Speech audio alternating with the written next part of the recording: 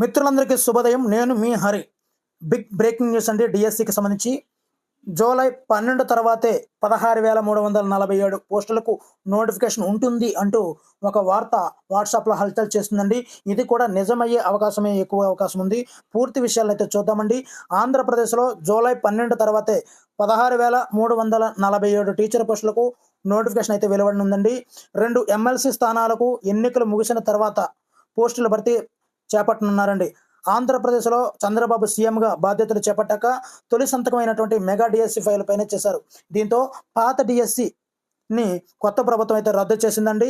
అదేవిధంగా గతంలో దరఖాస్తు చేసినటువంటి అభ్యర్థులు మళ్ళీ అప్లై చేసుకోవాల్సిన అవసరం అయితే ఉండదండి. మరి కొత్తగా ఏ జిల్లాకైనా దరఖాస్తు చేసుకోవాలంటే మాత్రం అవకాశం అయితే కల్పిస్తారు. దీనికి సంబంధించినటువంటి విధి విధానాలపై త్వరలోనే నిర్ణయం తీసుకోనున్నారు అంటూ హల్చల్ చేస్తుందండి వాట్సాప్లో వార్త. ఈ ఏడాది డిసెంబర్ 31లోగా నియామకాలు పూర్తి చేయాలని ఈ యొక్క సిఎస్ ఉత్తర్వులు అయితే పేర్కొనడం జరిగిందండి. మొత్తం పోస్టుల వివరాలు చూద్దాము.